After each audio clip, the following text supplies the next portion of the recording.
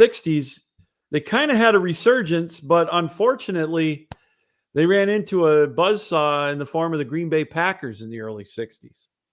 Yeah, I mean, when you're in a division with the Green Bay Packers in the 1960s, it's a problem. But you can't really, disparage them too much. I mean, they came in second, in Yeah. 1960, 1961, 1962, 1969.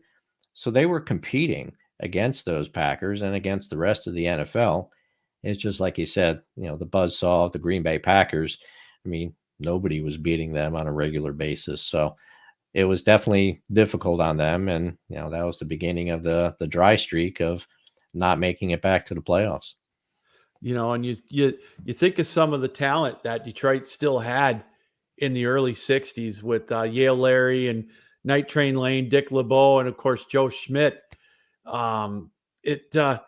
They definitely were competitive, and those are legendary names, Hall of Fame talent. Just think about that for a second. You've got in the 1950s and 1960s, you had 16 Hall of Famers at one point or another on that team, and possibly a 17th if Buddy Parker gets in. I mean, you got the names. You've already mentioned some. Joe Schmidt, Bobby Lane. You got Lou Creekmer. You got Night Train Lane. You got Yale Larry, Lem Barney, Dick LeBeau. And then you move on to like Jack Christensen, Dick Stanfield, Doak Walker, Alex Karras. And then, you've got the people that were there just a short time, like Ollie Matson, Frank Gatsky. You had mentioned Hugh McElhaney earlier, John Henry Johnson. Then you look at the coaches. Don Shula was there as your defensive backs coach and defensive coordinator in the early 60s. Then you had Buddy Parker in the 50s. I mean, how many other teams are going to have 16, possibly 17 Hall of Famers within a 20-year span? The Cleveland Browns, I haven't added that up, but they're probably close.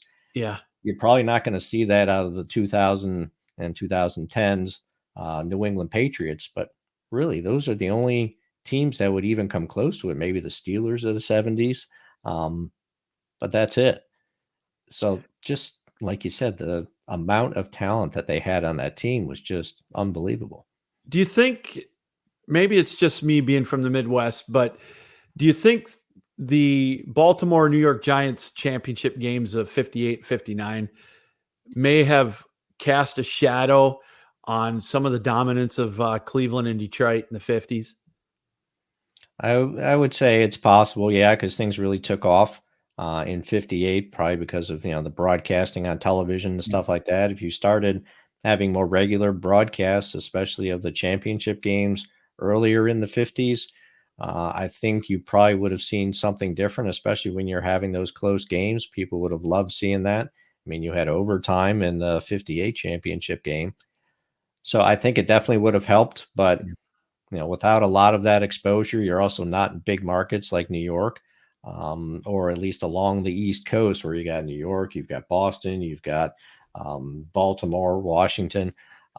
You've got a pretty strong television market right in that area. You're not going to have that in Detroit or Green Bay or anything like that. So I think things are definitely working against Detroit in those early to mid 50s. So I have to ask you a question. I've been told this by more than one person since I was knee high to a grasshopper. The 62 Lions team, a lot of folks that lived in that era consider them maybe the best team Detroit had, that finished in second place to Green Bay. I think they were 11-3 that year. Would you say that that was one of the best, if not the best, Lions teams that Detroit ever had? I would say it's definitely up there. I mean, you would probably say the 62 team. You'd probably maybe look at the 52 or 53 teams. Okay. But I would say those three are probably your top three, and then you can just kind of argue what order you want.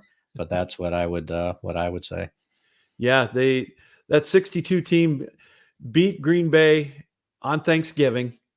I think they sacked Bart Starr 11 times, and they had Green Bay beaten in Lambeau, but they got called for 12 men on the field and they ended up losing 9-7. Is that how the story went on that last second field goal? Yep. Yeah. It was a tough loss for them, and things would have definitely changed, had they not had the 12 men on the field, but that penalty. But yeah, I mean, it's one of those. Maybe that was the curse of Bobby Lane. Who knows? But right. But yeah, I mean, it's something that definitely cost them a playoff appearance at a minimum.